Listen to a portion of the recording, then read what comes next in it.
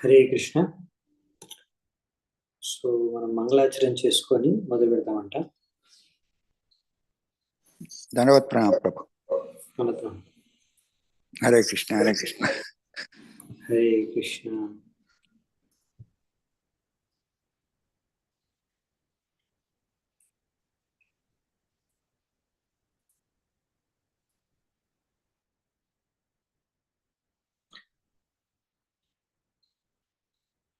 ఓం అజ్ఞాతిమిరాంధస్య జ్ఞానాంజనాశలాకయా చక్షురున్మిలితం యేన తస్మై శ్రీ గురవే నమః.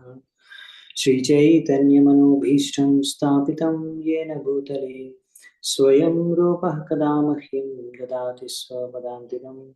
వందేహం శ్రీగురూన్ శ్రీయుతాపదకమలం శ్రీగురూన్ వైష్ణవాంశ శ్రీరూపం సాగ్రజాతం సహగణ రఘునాథాన్వితాం తం సజీవం సాద్వైతం సావధూతం పరిజన సహితం కృష్ణ చైతన్య దేవం శ్రీరాధా కృష్ణ పాదాన్ సహగణ లలితా శ్రీ విశాఖాన్వితాంశ. నమో ఓం విష్ణుపాదాయ కృష్ణప్రేష్ఠాయ భూతలే శ్రీమతే భక్తి వేదాంత స్వామినిధి నామినే. నమస్తే సారస్వతే దేవే గౌరవాణి ప్రచారిణే నిర్విశేష శూన్యవాది పాశ్చాత్య దేశతారిణే. నమో మహావదన్యాయ కృష్ణ ప్రేమ ప్రదాయతే కృష్ణాయ కృష్ణ చైతన్య నామినే గౌరత్విషే నమః. హే కృష్ణ కరుణా సింధు దీనబంధు జగత్పతే గోపేశ గోపికా కాంత రాధా కాంత నమోస్తుతే. తప్త కాంచన గౌరాంగి రాధే బృందావనేశ్వరి వృషభానుసుతే దేవి ప్రణమామి హరిప్రియ. నీలాచల నివాసాయ నిత్యాయ పరమాత్మనే బలభద్ర సుభద్రాభ్యాం జగన్నాథాయ తే నమః. వాంఛాకల్పతరుభ్యశ్చ కృపా సింధుభ్య ఏవ చ పతితానాం పావనేభ్యో వైష్ణవేభ్యో నమో నమః. జయ శ్రీ కృష్ణ చైతన్య ప్రభు నిత్యానంద శ్రీ అద్వైత గదాధర శ్రీవాసాది గౌరభక్తవృంద. హరే కృష్ణ కృష్ణ కృష్ణ హరే హరే హరే రామ రామ రామ హరే హరే.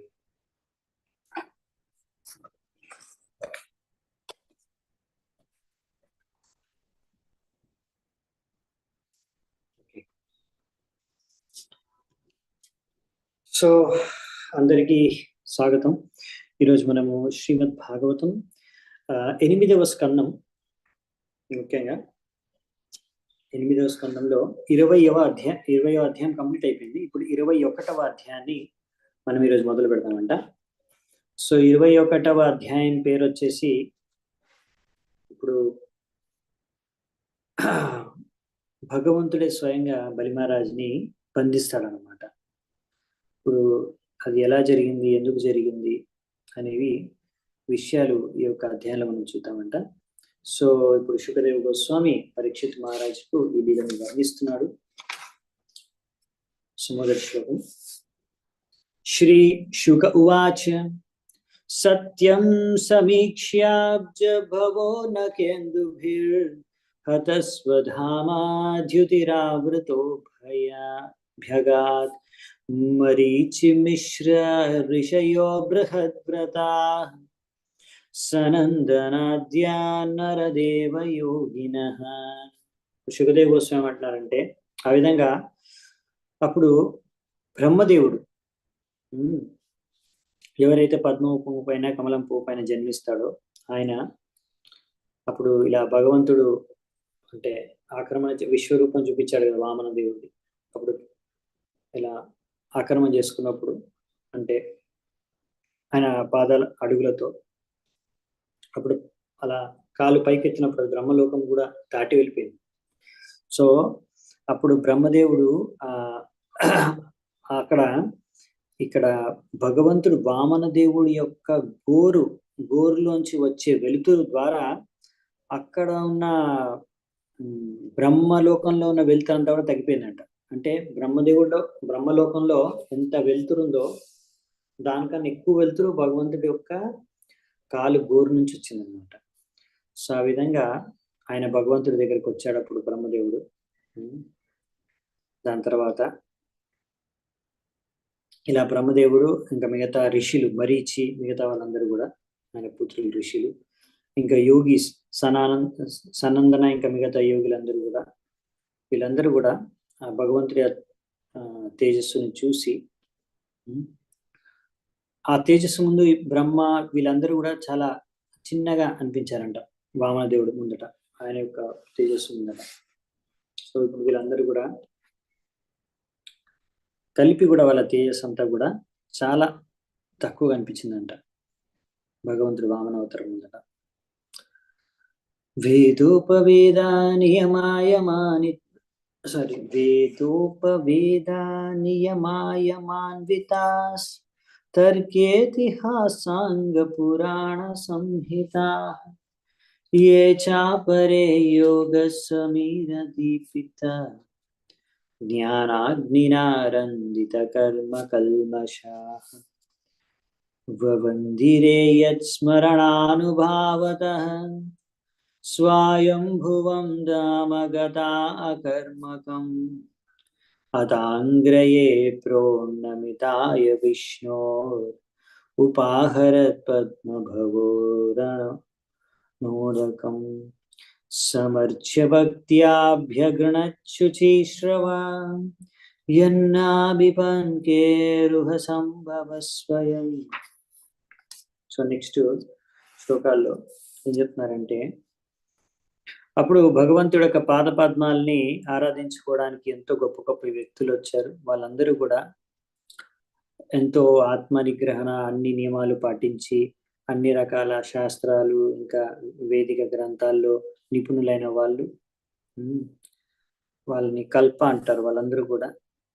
ఇంకా ఎంతో మంది బ్రహ్మ సంహిత అటువంటి శాస్త్రాల్లో నిపుణులు వాళ్ళందరూ కూడా, ఇంకా వేదాలు సామయ రిక్ యజు అథర్వ వేదాలని తెలిసిన వాళ్ళు, ఇంకా ఆయుర్వేద ధనుర్వేద వంటి ఉపవేదాలు తెలిసిన వాళ్ళు, ఇంకా ఎవరైతే అన్ని కర్మల నుంచి ముక్తులైన వాళ్ళు ఆధ్యాత్మిక జ్ఞానం ద్వారా యోగ ద్వారా, ఇంకా మిగతా అందరు వాళ్ళు కూడా ఎవరైతే still others where those who had attend, ఎవరైతే బ్రహ్మలోకాన్ని చేరుకున్నారో అంటే వాళ్ళ యొక్క వైదిక జ్ఞానంలో ఉన్నతి చెంది సాధారణ కర్మ కాకుండా, ఇలా వీళ్ళందరూ కూడా ఎవరైతే అంటే గొప్ప గొప్ప వ్యక్తులు, ఎవరెవరు గొప్ప వ్యక్తులు అనేది భగవంతుడిని ఆరాధించుకోవడానికి వచ్చింది. ఇప్పుడు వాళ్ళందరూ వెంటనే భగవంతుడు ఎప్పుడైతే ఆ కాలుని ఎత్తాడో పైకి బ్రహ్మలోకం వరకు వెళ్ళిపోయింది కదా, అందరూ ఆ భగవంతుడు ఎత్తిన ఆ కాలుకి అందరూ పాదాలకి నీళ్లు అంటే పాదాలని నీళ్లతో కడిగి వాళ్ళందరూ కూడా ఆరాధించుకున్నారు భగవంతుడిని. తర్వాత బ్రహ్మదేవుడు భగవంతుడికి ప్రార్థనలు కూడా అర్పించారంట. धातुः कमण्डलु जलं तदुरुक्रमस्य पादावने जनपवित्रतया नरेन्द्र स्वर्धुन्यभून्नभसिसा पतति नमार्ष्टि लोकत्रयं भगवतो विशदेव कीर्तिः. ఓ హే రాజన్, అలా నీరు తర్వాత బ్రహ్మదేవుడి యొక్క కమండలు నుంచి ఆ భగవంతుడి యొక్క పాద పద్మాలు కడిగిన నీరు ఆ భగవంతుడిని ఉరుక్రమాన్ని కూడా అంటారన్నమాట. భగవంతుడు ఒక అద్భుతమైన నటుడు కూడా. సో ఈ విధంగా ఆ యొక్క నీరు ఎంత శుద్ధమైపోయిందంటే భగవంతుడి పాద పద్మాలు కడిగిన నీరు అదే గంగగా మారిపోయిందంట. దాని తర్వాత అదే ఆకాశం నుంచి ముల్లోకాలంతా కూడా గంగ అనే నదితో ఎంతో ఖ్యాతి చెందింది. భగవంతుడు లాగే గంగ కూడా ఎంతో ఖ్యాతి లభించిందంట అందుకని. సో ఇక్కడ మరి ఇలా అంటున్నారు, మనమేమో ఇంకొక దగ్గర కూడా విన్నాము, ఇలా గంగ అనేది 2-3 చోట్ల ఎలా గంగ పుట్టింది అనేది వచ్చారు. ఒకసారేమో మనం విన్నాము, అలా వామన్ దేవుడు అలా కాలెత్తినప్పుడు పైన ఉన్న పొరలు చీల్చుకుని ఆ పైన నుంచి వచ్చిన నీరు ప్రవేశించి అది పాద పద్మాలకి అడిగి ప్రవేశిస్తుంది. అదే బ్రహ్మదేవుడు తన కమండ్లో తీసుకుంటాడు, అదే మొత్తం అన్ని చోట్ల గంగగా 3 లోకాలు వ్యాపించిందని. అది కూడా కరెక్టే. ఇది కూడా గంగ. ఇంకా అలాగే కారణ సముద్రం నుంచి వచ్చింది ఒకటి, ఇదొకటి, ఇంకోటి నారాయణ నుంచి కూడా గంగ అనేది వచ్చిందంట, నారాయణుడి యొక్క శరీరం నుంచి. అది కూడా అంటారు. ఈ 3 కూడా గంగని, మూడింటిని కలిపి కూడా గంగ అంటారు. మనకు కనిపించే గంగ ఈ 3 కలిపి. అదే మనకి విశ్వనాథ్ చక్రవర్తి టీకాకారు చెప్తారనమాట, తాత్పర్యంలో ఇచ్చారు. నెక్స్ట్ 5వ నంబర్ శ్లోకం. బ్రహ్మాదయో లోకనాథాః స్వనాథాయ సమాదృతాః సానుగావలిన్నాజహ్రు సంక్షిప్తాత్మ విభూతయే. సో ఇక్కడ ఏం చెప్తానంటే, అలా బ్రహ్మదేవుడు ఇంకా మిగతా అందరు దేవతలు, మిగతా లోకాల యొక్క దేవతలు వాళ్ళందరూ కూడా, లోకపాలకులందరూ కూడా వామన దేవుడిని ఇప్పుడు ఆరాధించుకోవడం మొదలుపెట్టారు. ఇప్పుడు అందరికి అర్థమైపోయింది కదా వామన దేవుడు భగవంతుడు ఒక అవతారం అని. సో అందరికి కూడా ఆయనే మన ప్రభువు, ఆయనే మనం ఆరాధించుకోవాలనే విషయాన్ని గ్రహించి వాళ్ళందరూ కూడా ఆరాధించుకోవడం మొదలు పెట్టాడు. ఇప్పుడు ఎందుకంటే వామన దేవుడు కూడా మళ్ళీ ఆయన పూర్వ వామనుడుగా బ్రాహ్మణ బ్రహ్మచర్యగా ఉన్న రూపాన్ని మళ్ళీ ధరించాడు. ఆ విధంగా ఇప్పుడు వీళ్ళందరూ కూడా భగవంతుడిని ఆరాధించుకోవడానికి కావాల్సిన అన్ని వస్తువులను తీసుకొచ్చి ఇప్పుడు ఆరాధించుకుంటున్నారు అన్నమాట, వస్తువులతో. సో ఈ విధంగా ఇప్పుడు బేసికల్లీ ఏంటంటే వామన దేవుడు విశ్వరూపంగా ఆయన విశ్వరూపాన్ని చూపించాడు మధ్యలో. ఆ విశ్వరూపాన్ని చూపించి అక్కడ ఆ టైంలోనే ఆయన ముల్లోకాల్ని 2 పాదాలతోనే ఆక్రమించేసుకొని దాని తర్వాత మళ్ళీ తిరిగి వామన రూపంలోకి వచ్చేసాడు. విశ్వరూపం నుంచి వామన రూపంలోకి వచ్చేసాడు అనమాట. ఒక విధంగా చూస్తే ఎలాగైతే కృష్ణుడు కూడా భగవద్గీతలో కురుక్షేత్ర రణభూమిలో అర్జునుడు కోరుకున్నప్పుడు అర్జునుడికి చూపించడం కోసం విశ్వరూపాన్ని చూపించాడు భగవంతుడు కృష్ణుడు. అలా విశ్వరూపాన్ని చూపించిన తర్వాత మళ్ళీ అర్జునుడు కోరుకున్నాడు, అమ్మో ఇది చాలా భయంకరంగా ఉంది, నాకు ఇది వద్దు, మీరు మామూలుగా ముందు ఎలా ఉండినా అలాగే మారిపోయింది. సో అప్పుడు మళ్ళీ కృష్ణుడు నార్మల్గా అయిపోతాడు అనమాట ముందులాగా. అలాగే సేమ్ ఇక్కడ కూడా అదే టైప్ గా లీల చేస్తున్నారు వామన దేవుడు. ఎలాగైతే కృష్ణుడు జన్మించాడో అదే స్టైల్లో వామన దేవుడు కూడా జన్మించారు ఒక విధంగా. అలాగే ఇక్కడ మళ్ళీ విశ్వరూపం కూడా అలాగే చూపించారు. సో ఇప్పుడు మళ్ళీ నార్మల్ ఫామ్కి వచ్చేసారు వామన దేవుడు. కాబట్టి ఇప్పుడు అందరూ కూడా బ్రహ్మదేవుడు ఇత్యాది లోకపాలకులు దేవతలు అందరూ కూడా ఇప్పుడు ఆరాధించుకోవాలనేసి తగిన వస్తువులు తీసుకొని ఇప్పుడు భగవంతుడి దగ్గరికి వచ్చారన్న ఆయన పూజ చేసుకోవడానికి, ఆరాధించుకోవడానికి. నెక్స్ట్ 6-7 శ్లోకాలు. తోయై సమర్హణై శ్రగ్భిర్ దివ్యగంధానులేపణైః ధూపైర్దీపై సురభిర్ లాజక్షత ఫలాంకురైః స్తవనైర్జయ శబ్దైశ్చ తద్వీర్య మహిమాంకితైః నృత్యవాదిత్రగీతైశ్చ శంఖదుందుభీనిశ్వనైః. సో ఈ విధంగా వాళ్ళందరూ కూడా ఇప్పుడు మనం ఎలాగైతే భగవంతుడిని ఆరాధించుకుంటామో విగ్రహాన్ని ఇంట్లో కానీ టెంపుల్లో కానీ మందిరంలో చూసే ఉంటారు. ధూపదీప నైవేద్యాలు, పువ్వులు, అర్ఘ్యం, భోగం, ఇలా రకరకాల ఫలాలు, పూలు, పత్రాలు ఇవన్నీ ఇచ్చి కూడా భగవంతుడు ఎలా ఆరాధించుకుంటాం అలాగే వీళ్ళందరూ కూడా ఇవన్నీ తీసుకొచ్చారనమాట. చందనము, అగురు, ఇలా పళ్ళు, పువ్వులు, నీరు, జలము, ఆర్ఘ్యం, పాద్యం అన్ని తీసుకొని వచ్చి భగవంతుడికి ఇలా జై జై అనుకుంటూ అందరూ కూడా భగవంతుడికి ప్రార్థనలు అర్పించారు, అర్చన చేశారు, భగవంతుడు ఆరాధించుకున్నారు. ఇంకా మిగతా వాళ్ళు నృత్యం చేస్తున్నారు, కీర్తన చేస్తున్నారు, ఇలా వాణిజ్యాలు వాయిస్తూ ఒక విధంగా ఒక రకమైన సెలబ్రేషన్ చేసుకుంటున్నారు అక్కడ. అలా భగవంతుడిని అక్కడ ప్రశంసిస్తున్నారు అందరూ. అదే సమయంలో జాంబవంతుడు జాంబవాన్ రిక్షరాజస్తు భేరి శబ్దైర్మణోజవః విజయం దిక్షు సర్వాసు మహోత్సవం అఘోషయత్. జాంబవంతుడు ఆయన కూడా వచ్చాడంట అక్కడ. ఆయన వచ్చేసి ఆ యొక్క సెలబ్రేషన్లో ఆయన కూడా పాల్గొంటున్నాడంట ఉత్సవంలో. ఆయన దగ్గర కూడా ఉన్న వాణిజ్యాన్ని ఒక బగల్ అని ఉంటుంది, దాన్ని వాయించి భేరి శబ్దైర్,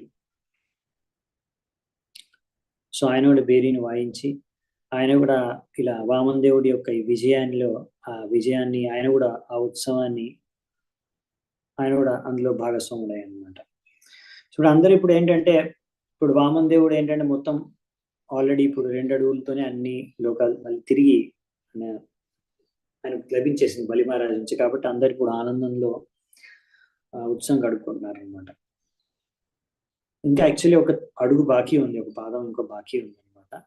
అది తీసుకోవాలి, ఇంకా అది వస్తుంది తర్వాత.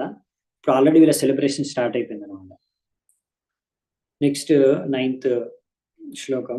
మహిం సర్వాం హృతాం దృష్ట్వా త్రిపద యాచినయా ఊచుస్వభర్తురసురా దీక్షితస్యాత్మ ఆత్మర్షితాః.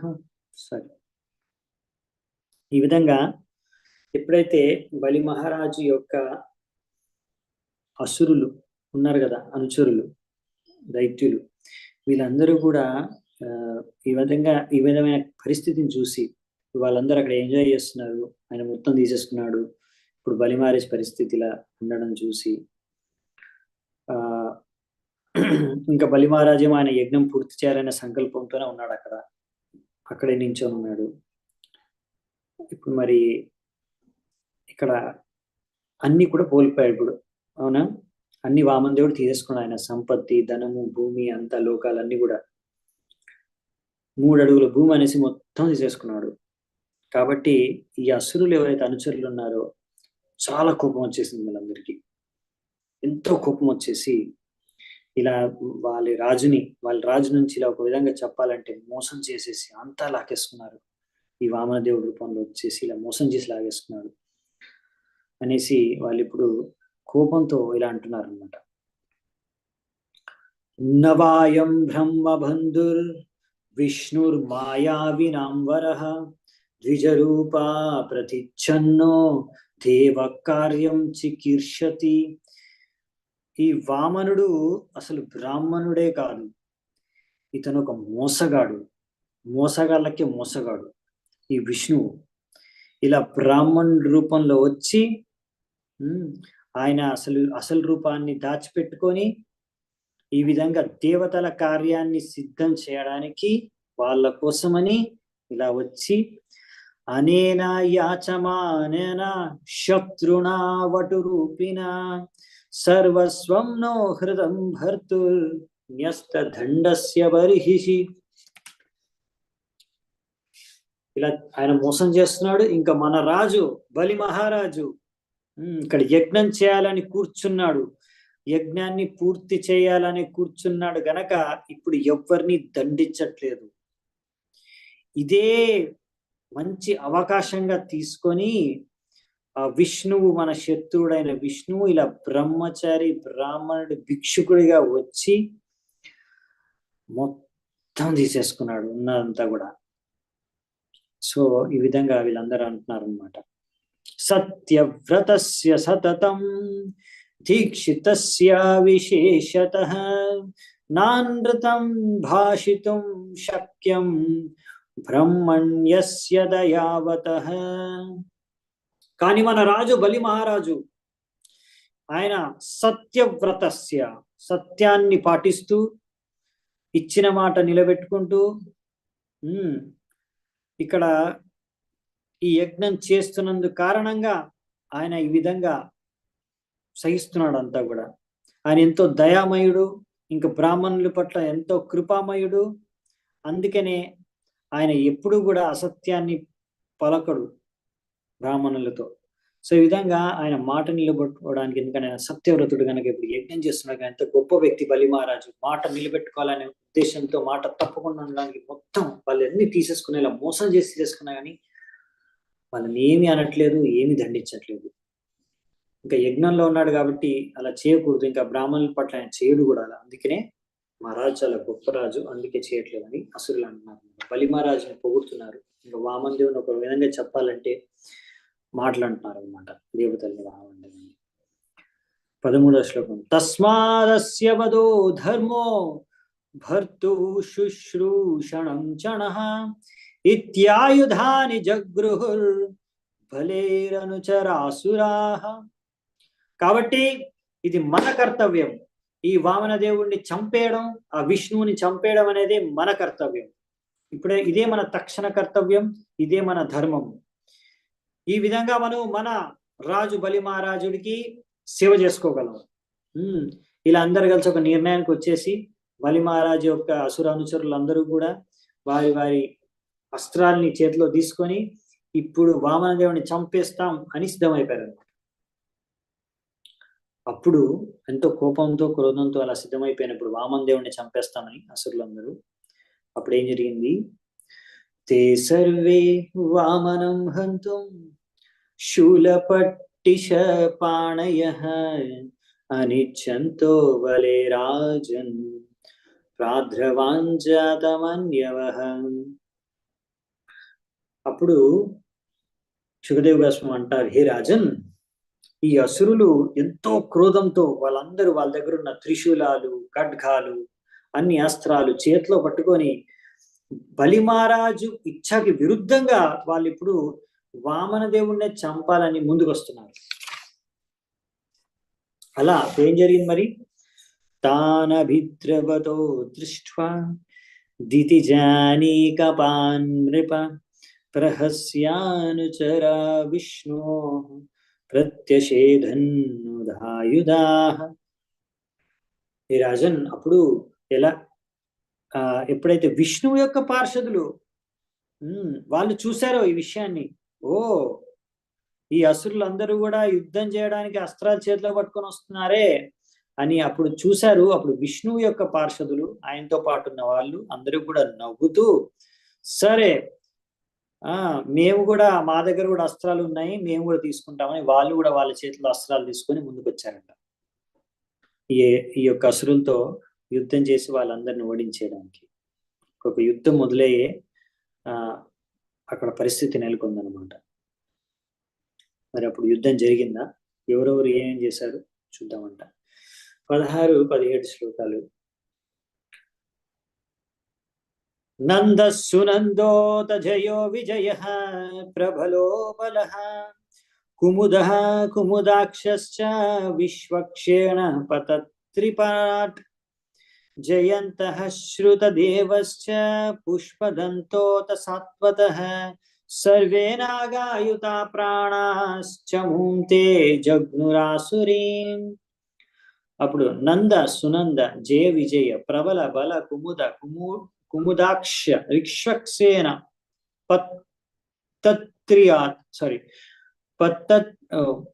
పతత్రిరాట్, అది గరుడు దేవుడు, గరుడ, ఇంకా జయంత, శృతదేవ, పుష్పదంత, సాత్వత, వీళ్ళందరూ కూడా విష్ణు యొక్క పార్షదులు. వీళ్ళందరికి కూడా 10,000 ఏనుగుల బలం ఉంది ఒక్కొక్కరికి. వీళ్ళందరూ ఇప్పుడు ఆ యొక్క అసురుల యొక్క సేనాని అందరినీ చంపడం మొదలు పెట్టేశారు. హన్యమానాన్ స్వకాన్ దృష్ట్వా పురుషానుచరైర్బలిః వారయామాస సంరబ్ధాన్ కావ్యశాపం అనుస్మరన్. ఇప్పుడు బలి మహారాజ్ చూశాడు, ఆయన ముందే ఆయన సైన్యం అంతా కూడా ఈ విష్ణువు యొక్క పార్షదుల యొక్క చేతుల్లో చచ్చిపోతున్నారు. అప్పుడు ఆయనకు గుర్తొచ్చింది, ఏమని? ఆయనకు తన గురువు అయిన శుక్రాచార్యుడు ఇచ్చిన శ్రాపాన్ని గుర్తు చేసుకొని అక్కడ ఉన్న ఆయన సైనికులందరికీ కూడా ఆయన మనవి చేసుకున్నాడు, మీరు ఇంకా యుద్ధాన్ని ఆపేయండి, మీరు ఇంకా యుద్ధం చేయకండి అని. హే విప్రచిట్టే హే రాహో హే నేమే శ్రూయతాం వచః మా యుధ్యత నివర్తధ్వం ననః కాలోయమర్థకృత్. ఓ విప్రచిట్టి, ఓ రాహు, ఓ నేమి, నా మాటలు వినండి, యుద్ధం ఆపేయండి, వెంటనే ఆపేయండి. ఇప్పుడు కాలం సమయం మనతో లేదు, మన వైపు లేదు కాలం. ఇప్పుడు మనకు సరైన టైం కాదు, ఇది టైం మన సైడ్ లేదు. కాబట్టి ఈ సమయంలో యుద్ధం చేయడం సరికాదు, ఆపేయండి అని చెప్పేస్తున్నాను అన్నమాట. యః ప్రభు సర్వభూతానాం సుఖ దుఃఖోపపత్తయే తం నైతి వర్తితుం దైత్యాః పౌరుషైరీశ్వరః పుమాన్. ఓ దైత్యులారా, ఇలా మన మానవ ప్రయత్నాలతో భగవంతుడు పరమేశ్వరుడు భగవంతుడిని ఎప్పుడు కూడా మనం జయించలేము. ఆ పరమేశ్వరుడు భగవంతుడే మనందరికీ సుఖాన్ని దుఃఖాన్ని ఇచ్చేది. ఆయన పైన మీరు ఇలా యుద్ధం చేసి జయించలేరు అని వాళ్ళకి చెప్తున్నారు, నచ్చ చెప్తున్నారు బలి మహారాజు. ఎందుకు మానుకోమంటారు యుద్ధం చేయడం అని? యోనో భవాయ ప్రాగాసీత్ అభవాయ దివౌకసాం సయేవ భగవానధ్య వర్తతే తద్విపర్యయం. ఇప్పుడు కాల రూపంలో ఉన్న భగవంతుడు ఇప్పుడు వాళ్ళు దేవతల పక్షంలో ఉన్నాడు.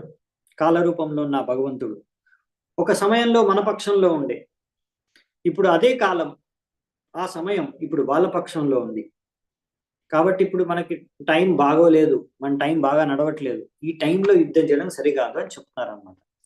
బలేన సచివైర్బుద్ధ్య దుర్గేర్మంత్రౌషధాదిభిః సమాధిభిరుపయైశ్చ కాలం నాత్యేతి వై జనః. కాలాన్ని భగవంతుడి యొక్క రూపం, కాల రూపంలో ఉన్న భగవంతుడిని ఎంత శక్తి ఉన్నా మీ దగ్గర దాన్ని జయించలేరు.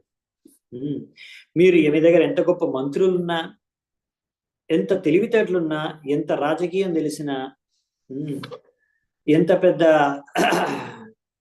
మంత్రాలు, ఔషధాలు, శక్తులు ఏమున్నా సరే, దేని ద్వారా కూడా మీరు ఈ కాలాన్ని, కాల రూపంలో ఉన్న భగవంతుడిని జయించలేరు.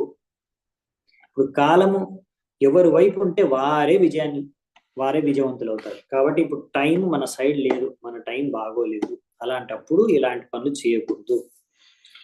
భవద్భిర్నిర్జితాహ్యతే బహుశోనుచరా హరేః దైవేన రథైస్తయేవాధ్య యుధి జిత్వా నందంతినః. ఇంతకుముందు కాలం మన వైపు ఉండే, ఆ దైవం మన వైపు ఉండే, అందుకనే మనము ఇలాంటి విష్ణు అనుచరులని ఎంతో మందినో మీరందరూ కూడా ఓడించేశారు. కానీ ఈరోజు ఆ విష్ణు అనుచరులే మీరందరినీ ఓడించేస్తున్నారు, మనందరినీ ఓడించేస్తున్నారు, సింహాల్లాగా గర్జిస్తున్నారు. ఎందుకంటే టైం మన సైడ్ లేదు ఇప్పుడు. సో ఒక విజయానికి కారణం ఏంటి? ఏదైనా పని, ఏదైనా కార్యం విజయవంతం అవ్వాలంటే దానికి ముఖ్యంగా 5 కారణాలు ఉంటాయి. ఆ 5 కారణాల్లో అన్నిటికన్నా ముఖ్యమైనది దైవానుగ్రహం.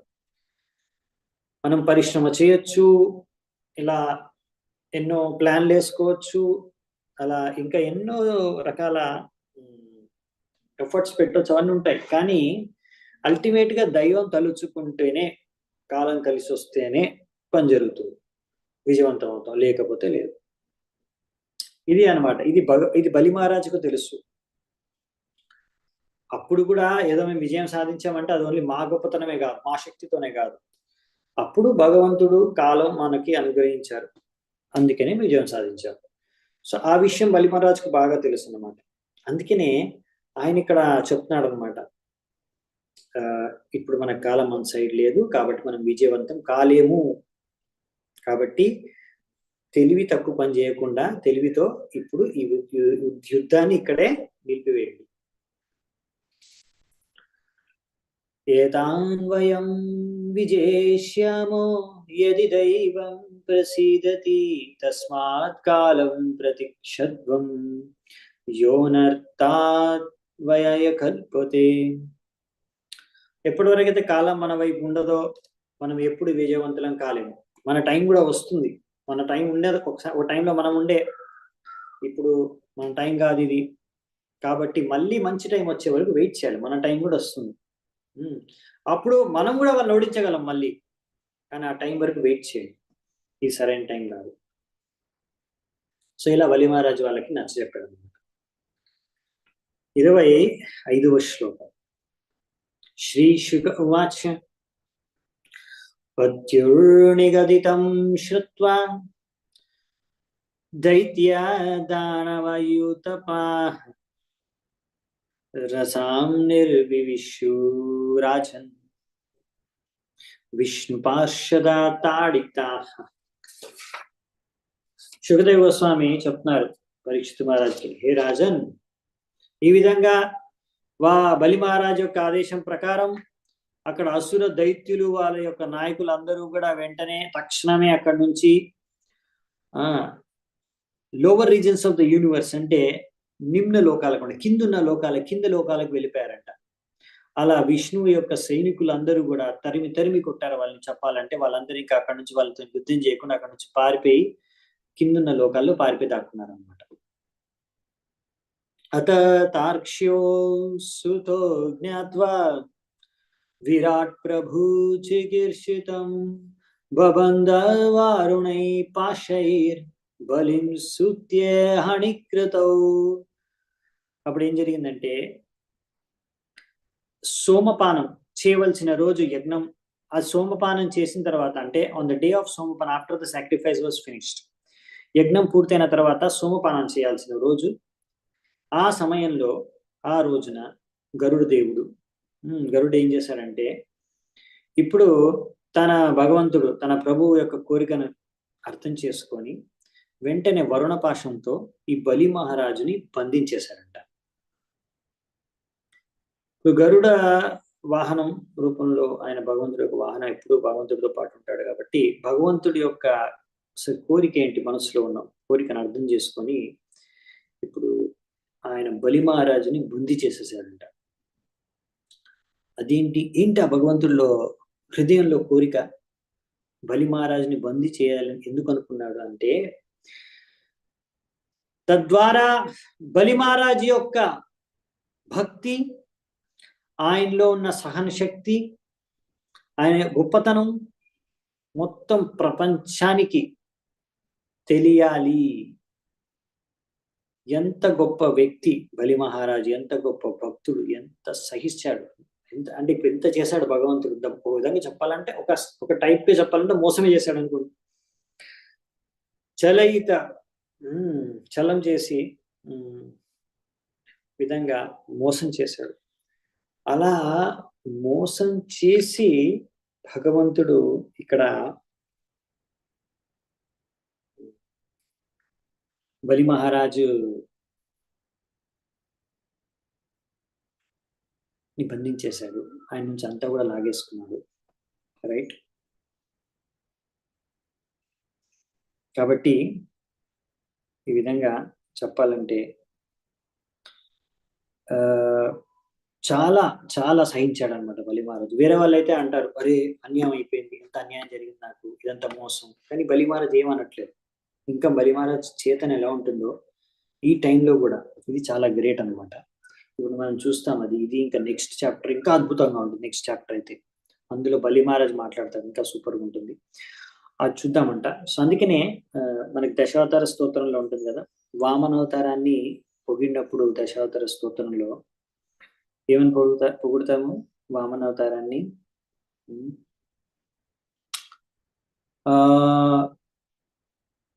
ఎస్,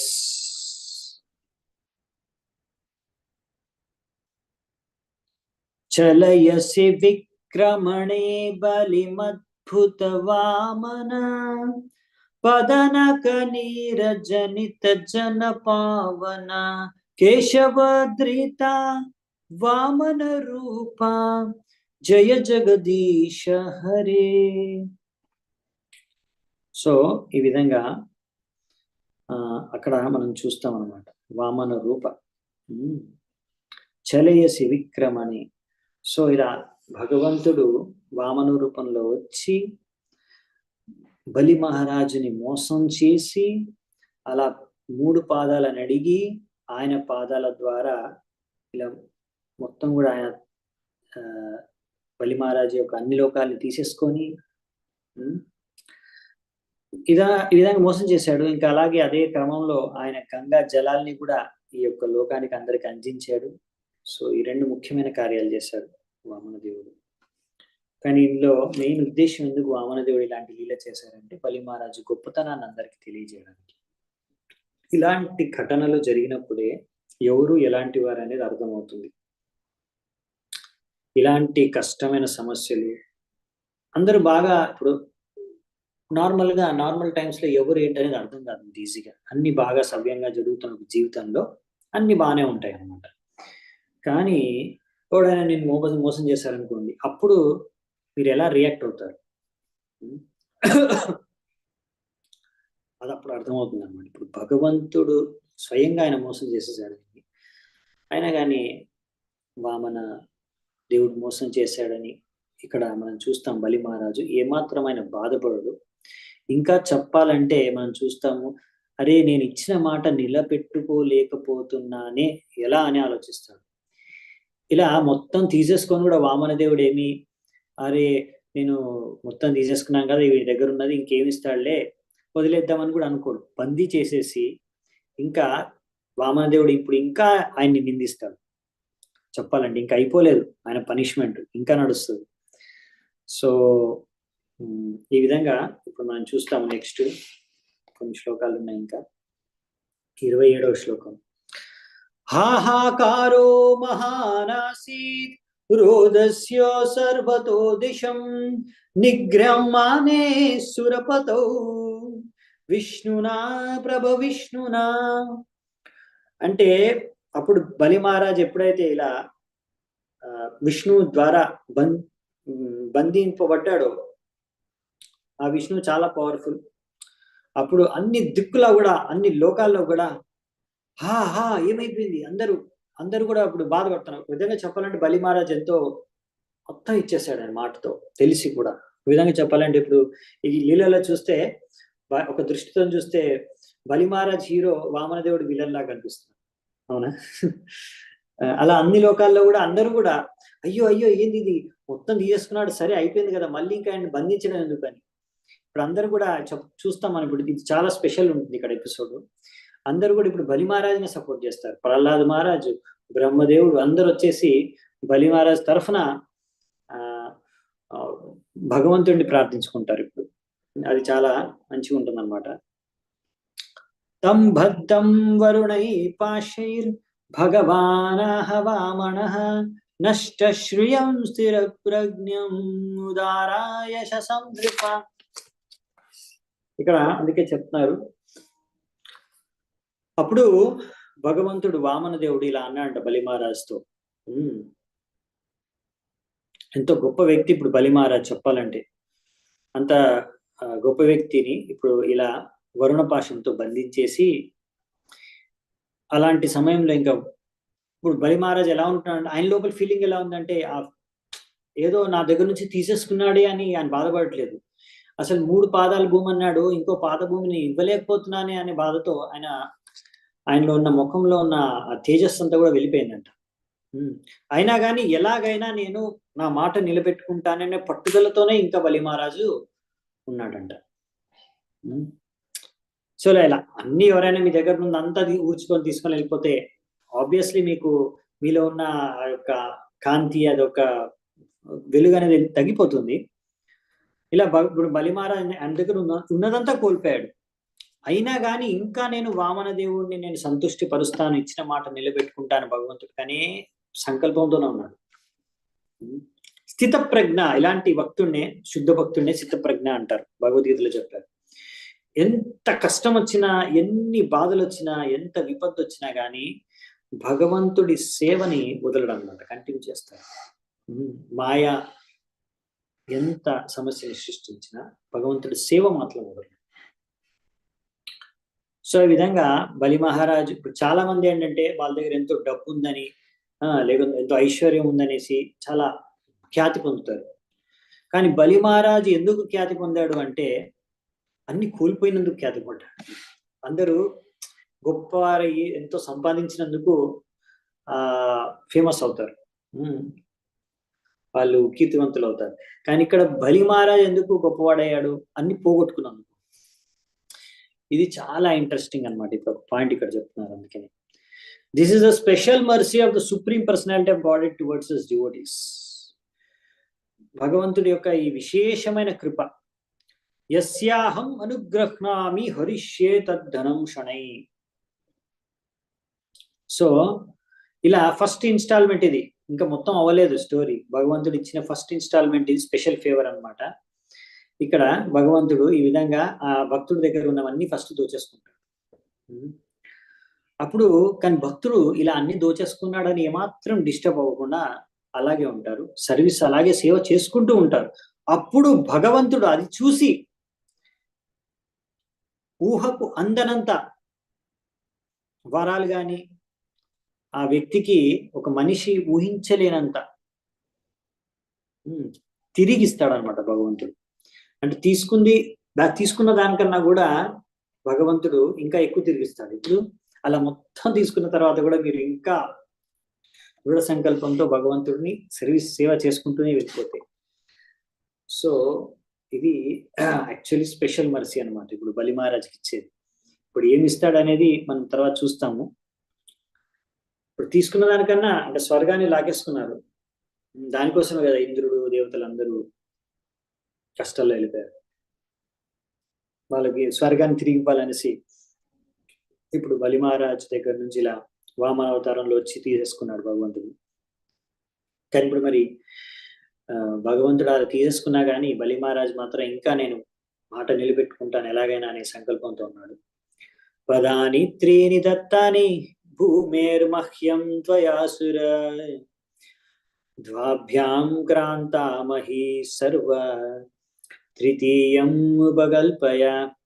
ఇప్పుడు భగవంతుడు బలి మహారాజ్ అన్నాడు, ఓ అసురరాజా, నువ్వు నాకు 3 పాదాలు భూమి ఇస్తానని మాటిచ్చావు. నేను నా 2 పాదాలతోనే మొత్తం విశ్వాన్ని ఇక్కడ తీసేసుకున్నాను. మరి 3వ పాదాన్ని ఎక్కడ పెట్టాలి? సో ఈ విధంగా భగవంతుడు అడుగుతున్నాడు బలి మహారాజు వామనదేవుడు. యావత్ తపత్యసౌ గోభిర్ యావత్ ఇందు సహోదుభిః యావత్ వర్షతి పర్జన్యస్ తావతి భూరియం తవ. ఎంత దూరం వరకైతే సూర్యుడు చంద్రుడి యొక్క వెలుగు వెళ్తుందో, ఆ తారల యొక్క వెలుగు వెళ్తుందో, తారలు ఉన్నాయి ఎంత దూరం వరకు, ఎక్కడెక్కడైతే వర్షం పడుతుందో ఆ యొక్క భూమి అంతా, ఈ యొక్క విశ్వంలో ఉన్నదంతా కూడా మీ యొక్క ఆధీనంలో ఉంది. పదైకేన మయా క్రాంతో భూర్లోకోకం దిశస్థనో స్వర్లోకస్తే ద్వితీయేన పశ్యతస్తే స్వం ఆత్మన. సో నీ దగ్గర ఉన్న ఈ భూమి అంతా కూడా నేను ఒక్క పాదంతో నేను భూర్లోకాన్ని, ఇంకా నా శరీరం ద్వారా మొత్తం ఆకాశాన్ని, అన్ని దిక్కులని నీ యొక్క సమక్షంలోనే నా 2వ పాదంతో పైలోకాలన్నిటినీ కూడా నేను ఆక్రమించేసుకున్నాను నా 2 పాదాలతో. సో ఈ విధంగా మనకి తాత్పర్యంలో పాయింట్ రాస్తున్నారు ప్రభుపాదులు వారు. మన వైదిక శాస్త్రాల ప్రకారం అన్ని గ్రహాలు కూడా తూర్పు నుంచి పడమర వైపు ప్రయాణిస్తాయంట. సో సూర్యుడు, చంద్రుడు, ఇంకా మిగతా 5 గ్రహాలు అంటే మంగళ గ్రహం, బుధ గ్రహం, ఇవన్నీ కూడా వీరి యొక్క తిరుగుతుంటాయి కదా. ఇవన్నీ కూడా వీరి యొక్క మార్గాలు కూడా ఒకటి పైన ఇంకోటి ఉంటాయంట. సో వామన దేవుడు ఈ విధంగా ఆయన సైజ్ పెంచుకుంటూ వెళ్ళిపోయినప్పుడు, అలా సైజ్ పెరిగిపోయినప్పుడు అక్కడ ఏరియా అంతా, అక్కడ ఉన్న గ్రహాలు అన్ని కూడా ఆక్యుపై అయిపోయాయి అనమాట. అలా ఆయన సైజ్ పెంచేసి ఆయన ఎన్నో అంతరిక్షాన్ని, ఇంకా ఎన్నో గ్రహాలను ఆక్యుపై చేస్తారు అనమాట. ప్రతిశ్రుతం ఆదతుస్తే నిరయేవాస ఇష్యతే విషత్వం నిరయం తస్మాత్ గురుణా చానుమోదితః. ఇప్పుడు ఫైనల్ గా అనేస్తున్నాడు అనమాట. మొత్తం తీసుకున్నంత తీసేసుకున్నారు, ఎంత ఉందో అంత తోచేసుకున్నాడు భగవంతుడు. తర్వాత ఫైనల్ గా అంటారు, కానీ నువ్వు ఇచ్చిన మాట నిలబెట్టుకోలేదు. నువ్వు ఎంత 3 పాదాలు దానం ఇస్తానో 2 పాదాల్లోనే మొత్తం అయిపోయింది. 3 ఎక్కడ పెట్టాలి? కాబట్టి నువ్వు ఇచ్చిన మాట తప్పినందు కారణంగా నువ్వు ఇప్పుడు నరకంలో వెళ్ళి నివసించాలి, నరక లోకాలకు వెళ్ళి. కాబట్టి నువ్వు నీ యొక్క గురువు యొక్క శుక్రాచార్యుడు యొక్క ఆజ్ఞ ప్రకారం వెళ్ళు, అక్కడికి వెళ్ళి ఇప్పుడు బతుకు అనేసి నువ్వు మాట నిలబెట్టుకోవట్లేదు కాబట్టి ఇప్పుడు నరకానికి వెళ్ళి ఉండాల్సి వస్తుంది, నరకలోకాలకు అని చెప్పేస్తున్నాను అనమాట. సో ఈ విధంగా వామన దేవుడు అంటున్నాడు. మరి నువ్వు ఎక్కడ పెట్టాలి మరి మూడో పాదం లేదు కదా ప్లేస్ నీ దగ్గర ఇంకా. సో పర్పట్ చాలా మంచి పాయింట్ ఇక్కడ ఉంది, ప్రభుపాద వారు రాస్తున్నారు. నారాయణ పరా సర్వే నకుతశ్చన బిభ్యతి స్వర్గాపవర్గ నరకేష్వపి తుల్యార్థదర్శినః. ఇది అసలైతే ఇది శ్లోకం మనకి శివుడు పార్వతికి చెప్తారనమాట.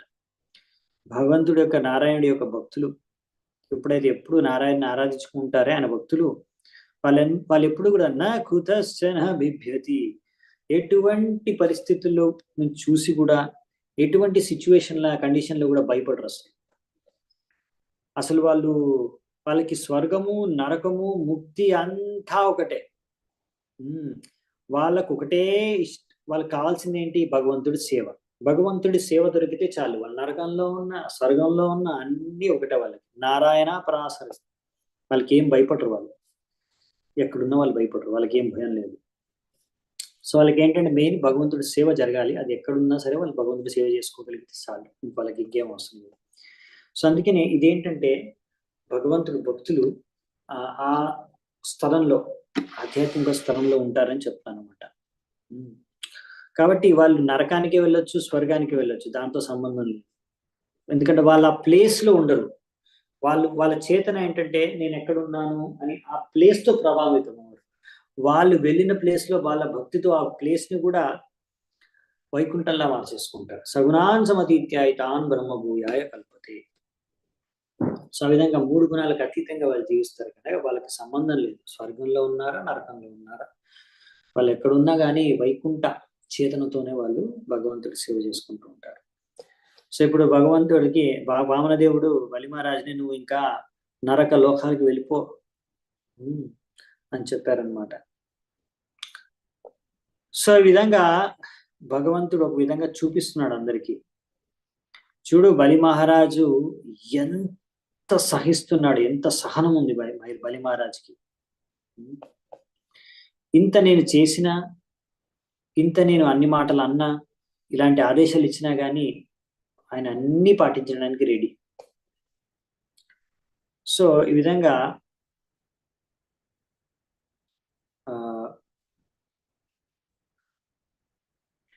భక్తుడు ఈ విధంగా జీవిస్తాడు అనమాట. భక్తుడి యొక్క చేతన ఎలా ఉంటుందంటే భక్తి వినోద్ ఠాకూర్ ఒక గానంలో రచిస్తారు. కీట జన్మ హోయ్ జత తుయోదాస్. భక్తుడు ఎప్పుడు ప్రార్థించుకునేది ఏంటంటే నేను ఎక్కడున్నా సరే ఒక కీట జన్మ అంటే ఒక కీట అంటే ఒక పురుగై పుట్టినా సరే ఎక్కడైనా పర్వాలేదు, తుచ్చమైన పురుగుగా పుట్టినా సరే కానీ ఒక భక్తుల సాంగత్యంలో ఒకవేళ నాకు జన్మ లభిస్తే సరిపోతుంది. ఎందుకంటే భక్తులు ఎప్పుడు భగవంతుడి సేవ చేసుకుంటూ ఉంటారు కాబట్టి అలా భక్తుల సాంగత్యంలో ఉన్నానంటే నేను వైకుంఠంలో ఉన్నట్టే. సో ఇదన్నమాట చేతన. సో నెక్స్ట్ 33వ శ్లోకం. వ్రత మనోరథస్తస్య దూరస్వర్గ పతత్యతః ప్రతిశ్రుత్యస్యాధనేన యోర్తినం విప్రలంభతే. ఓకే, ఇప్పుడు ఏమంటున్నారంటే ఇలా భగవంతుడు వామదేవుడు బలి మహారాజుకి, far from being elevated to heavenly planets or fulfilling one's desire, one who does not properly give a beggar what he has promised falls down to hellish condition of love. ఒక భిక్షుకుడు ఎప్పుడైతే అడిగింది ఇస్తానని ఇవ్వలేదు అలాంటి వ్యక్తి అతని వ్యక్తి స్వర్గానికి వెళ్ళడు. అటువంటి వ్యక్తి పతనం అయిపోయి నరకాలకు వెళ్తాడు. సో ఈ విధంగా నువ్వు ఇచ్చిన మాట తప్పావు కాబట్టి నరకానికి వెళ్ళాల్సిందే. విప్రలబ్ధో దధామీతి త్వయాహం చాద్యమానినా తద్వ్యాలీకా ఫలం భుంక్ష్వ నిరయం కతిచిత్ సమాహ. ఈ విధంగా నువ్వు ఎంతో గర్వంతో అహంకారంతో నా దగ్గర ఎంతో సంపత్తి ఉంది, నీకేం కావాలంటే అది ఇస్తాను, ఏం కావాలంటే అది ఇస్తాను అన్నావు. అలాగే ఎంత కావాలంటే అది ఇస్తాను భూమి అన్నావు. అలా అని నాకు మాట ఇచ్చావు, కానీ ఇప్పుడు నువ్వు నీ మాట నిలబెట్టుకోలేకపోతున్నావు. కాబట్టి నువ్వు ఇచ్చిన మాట తప్పావు కాబట్టి నువ్వు కొన్ని సంవత్సరాలు నరకంలో ఉండాల్సిందే. సో ఈ విధంగా ఒక్కొక్కసారి కొంతమంది ఇలా అనుకుంటారు, నా దగ్గర చాలా ధనం ఉంది, చాలా సంపత్తి ఉంది. అది చూసుకొని వాళ్ళ ధనము సంపత్తి చూసుకొని చాలా గర్వం అహంకారంతో ఉంటారు అన్నమాట.